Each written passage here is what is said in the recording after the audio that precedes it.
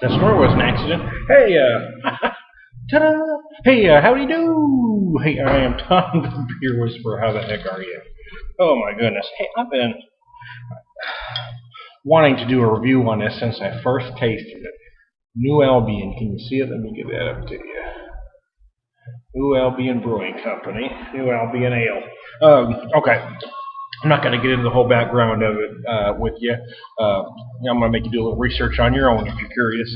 But they were a brewery that was around, founded by Jack McCullough from 76 to 82. That's the background information I'm going to give you. This beer was revived by the brewing company. The folks are bringing you Sam Adams. How about that? How about it? How about it? Anyway, as far as I know,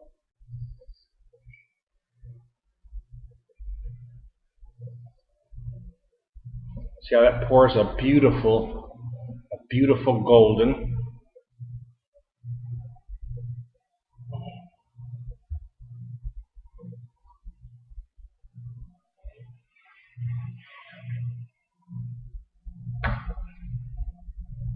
And I apologize for ducking out of the shot that long, but I'm kind of winging it here.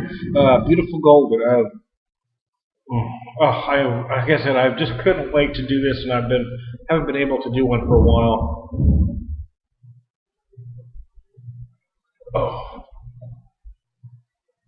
Oh, there it is. Wow. I love this beer. I really do. Oh, man, that's just beautiful. Yeah, here's the thing. I'm not going to go into beer geek speaking with you as far as what flavors are there, and what you should get, and this and that and the other thing. Because truthfully, it's been reviewed to death by now. But I do want to talk about the beer. And it was kind of what I do anyway, more than just reviews, or more than a review, I should say.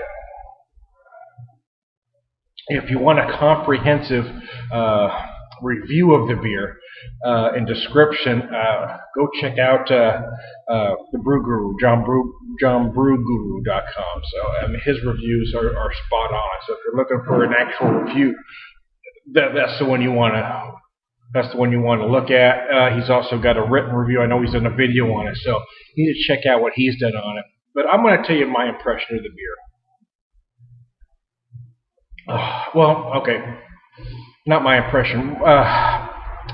What am I trying to say? The impact. What I feel the impact of this beer is.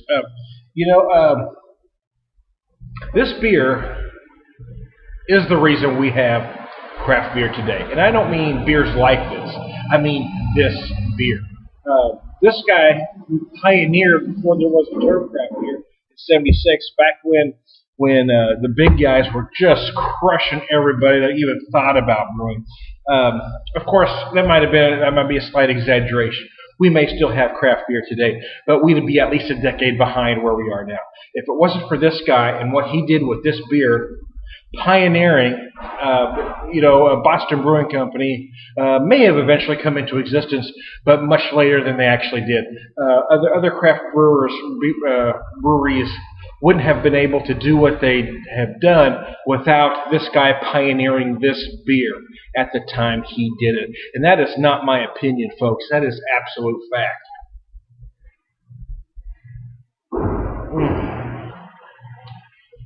It's funny how the taste of this beer, there it is.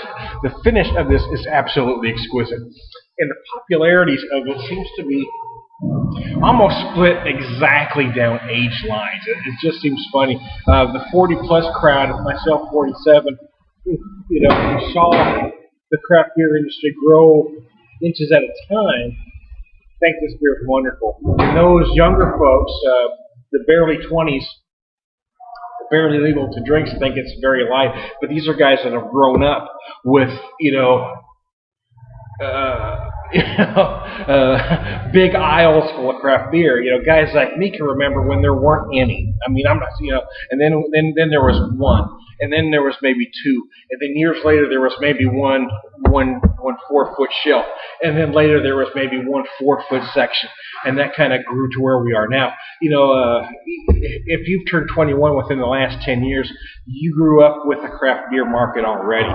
Those of you who older than that witnessed it just inching up. And now it's just blown up. I mean, it's just blown up now to what it is. But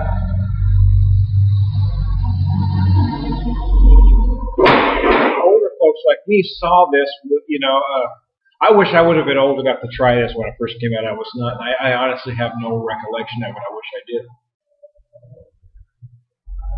And I'd love to be able to tell younger drinkers, oh, God.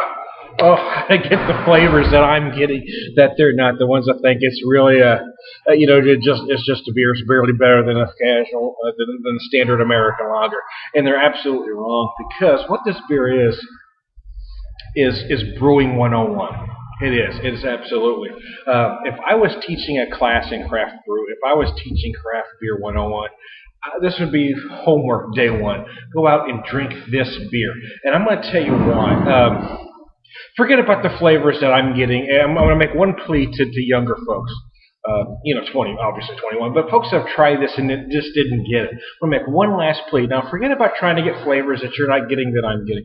Forget about that. I want you to drink it one last time and look for one thing. Just one thing. Do one thing for me. Drink this and just focus on nothing else but how it finishes.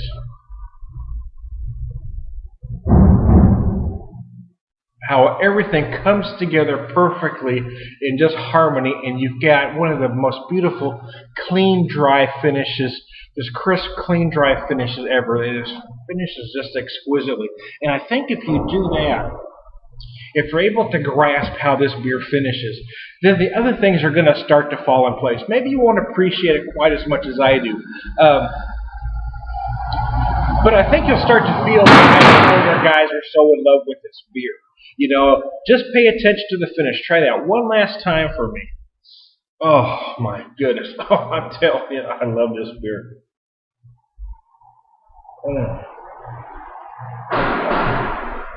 No, it's not in your face flavor. Oh.